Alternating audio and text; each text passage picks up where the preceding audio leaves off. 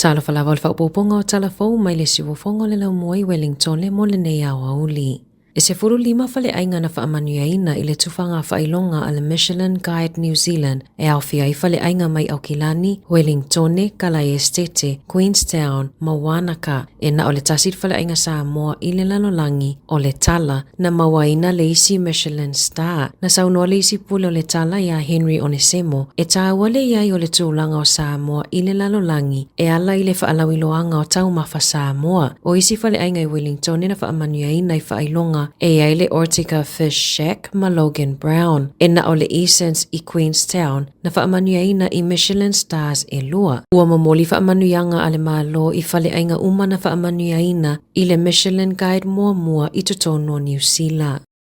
E tolu tala o nos fulusene ua si iti ai le tau e la foina i tusi maasani po Standard Mails a matatu i le aso mua Iulai. O le si itanga fau leo se whaangasolonga o si itanga ta itausanga pei ona matauina mai le si itanga ta itala talu mai le luafe se fuluvalu. Ua lewa ona whea ngai le New Zealand Post malu i tau pisinisi. O le amatanga o le tausanga neina o lato whaalawi loa ai le tapunia o nisi o lato nofuanga whaapea ma leono whaititia o aso e kili vai tusi na whaeloa David Walsh o le pulisili o le New Zealand First o le mafuanga o le si itia o le tau e lafo ai tusi ona o loo whaititia lava leo whainga o tusi e lafo ina a toa ai ma le tangata o le soifuanga ai maise o le penisini.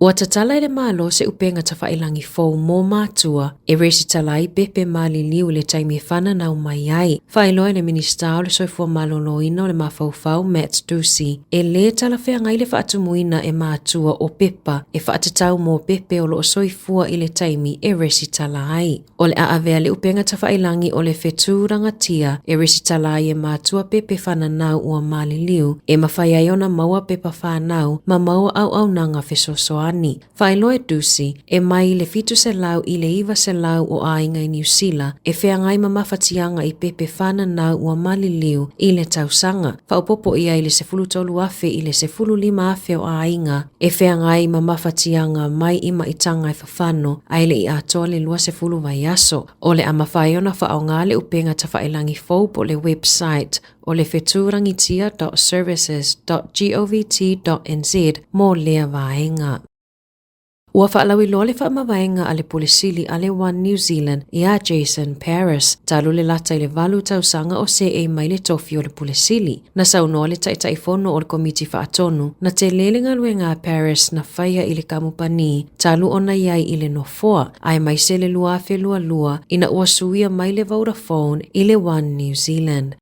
Ua langolango i le whamasinonga mauanunga le aia tatau o tamaiti i o lato sitiseni o i lato na whananau mai i tangata e nonofo whaasolitu la fono i Amerika. Na te ena i le whamasinonga mauanunga i Amerika tapula a sātau mawhai Trump e whaatulanga mo i lato e whaapea e le oni sitiseni Amerika. E ono pālota i le tolu sa langolango i nai le mata upua Trump. Ai te ena malosi e le whamasinonga le manatu e whaapea o tamaiti ia e le oni sitiseni Amerika. Na saunoa le whamasino sili ia John Roberts. E whapea o lo manino lava i le framers of the 14th Amendment o lo tusi ai o so o se pepe e whanau i tutono Amerika ua iai le aia tatau o le tangata nu o le ele.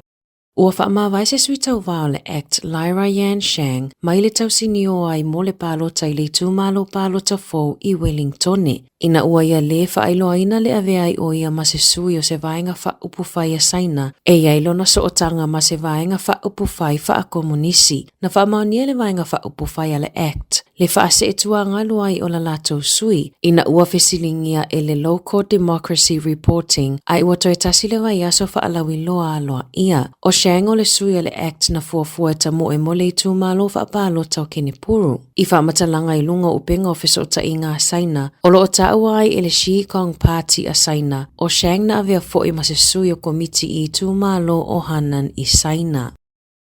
Ua a matao na la ngā popolenga e winga i le porkalame mo mea aia tamaiti i a onga i lalo le whainga malo so whaatasi. ina ua lapata ia ele official o kika e whaapea ele o mawhai ele malo na whaailoa manino po o ausia sini autu o lea polo kalame i se lipotina tu ina atu le palemene i la wauli o la solua na whaailoa ai e uiol o te lele tupe whaasawa le malo pe a whaatusa i le taimi o tula i maile leipa ai ele o le leile mata i tuina ma le whaatinonga o le polo kalame o tau mafa o lo o au fia i lea lipotini atunga lunga na la ngā ele au whaasala lau matangata na feso o taisao i le official o kika e au fia i le le o tau mafa tuwai o na momoli atu i a onga le tala whea ngai tau mafa na tāpena ma awala na whirifili ai ka mupani e whaakone karate e tāpena ina tau mafa i a onga. O le masino o ke topa i le lua whelua whaana saini ai e le minista lango moa onga David Sāmoa se kone karate lua tau sangalo na umi ma le School Lunch Collective e tusa ma le valu se 5 miliona Tala i le tau sanga e au fia i tutonu le campus ma le Lebel le ana tapunia o nau ai tālafu e silia mar se 5 miliona Tala i le whaitau se lau o kamupani e le o talia ina e Sāmoa le lipoti na whaalawi loa ona e na te talitonu o tangata ia e nafa ma lea lipoti o tangata sa whainga luenga mua i le matanga luenga wa onga o lo o io e ina i le malo nisi o lu i tau e pe o le tele o tau mafa mai mau o ni nai vai aso o tua na ina amatai o na whaititia lea tūlanga e ala i le ngā lulu e whaatasi o le matanga luenga maa onga ina ia whetutu na ai mafua lea whainga o tau mafa e tāpena e fua i le numero tamaiti e awai i lea onga i le aso.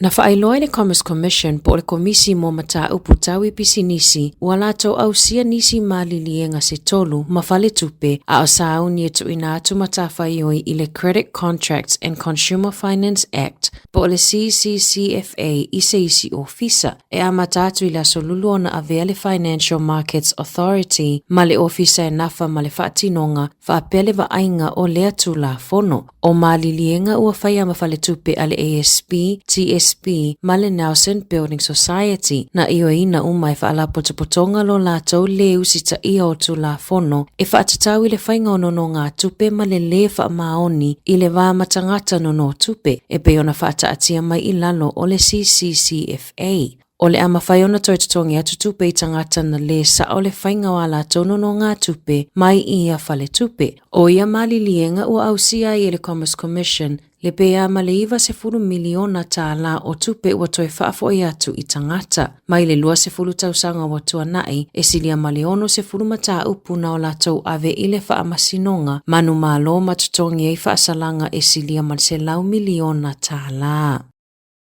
O le awhaia se suesuenga ale te whātuora i le mata upu na tula i mai le whale mai Waikato na maliwai se tangata ngase i le ED a whaatali ai se fō mai i le iwa i tula i le pōla songa fua. Na lipotia le New Zealand Herald na mawatu lea tangata o loo matapongia i le whale ui o le whale mai talu mai le iwa i tula o whaatali mo se fō mai. Ua whaato ese le minista o le soifo maloloi na Simeon Brown i le ainga o le ua maliu ma o le a whaanatinati se suesuenga a le matanga luenga. E lua suesuenga o le a whaatinoina i le whale mai o le suesuenga mua e whaamai aina i le vai aso nei ma le isi suesuenga umi i tutonu o le lua maasina.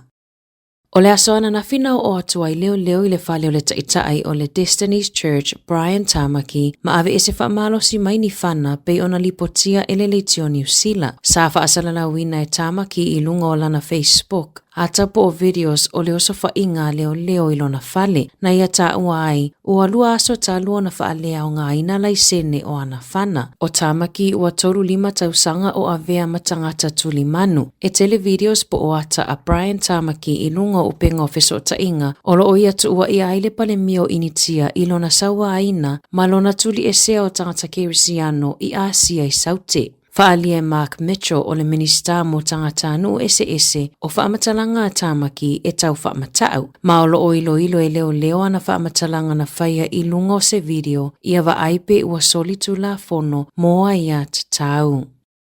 O se taimi o le tausanga nei o le atatala loa e ai seisi vaenga o le upenga o fesota inga o le WhatsApp o le ama whaia i ona whaongani ingoa po o usernames Pe a whaongaina tangata le WhatsApp e feso o ta'iai e au noa ma le whaonganga wa lātou numera telefoni e silia ma le 3 piliona tangata i le lanolangi e whaongaina le WhatsApp ma e o mai le taimi nei e mo mia le numera telefoni e mawhai ai o na whaonga le au nanga. O ia suinga ua fuafua na whaalaweloa mai ele meta o le e anaina le WhatsApp o le api o lo taatele o na whaongaina i le atu Europa ma le atu Asia. O loo whai aso e ngā leo i se lipotina wha o atu e se matua e whaatatau i se tau le ana wa ai lana veni o tawana o se tamaititi e alu atu i tutono o le veni i Hutt Valley i le asonga fua. Na lipotia leo whaapea na tawana we lea li i le tamaititi ma pepelo i ai o iana tuli atu e ona mātua e piki mai lea onga. Na te ena e le tamaititi lea tau lea pe ona lipotia e Wade Jennings o le leo sue. O maunga raki pe tusa o le tolu i lawa uli na tula ai mai ai lea whaafita uli. O lo taro sanga ina mātua e toe tala noa ma whaamanatu i tamaiti e awane i tō sina ini tangata whaapea ma ia vilina le tasi o 5 pe ama salomia ni mata upu whaapea. Tala fōia mai le si ufofonga le lau mua mo le nei vaenga o le awa uli.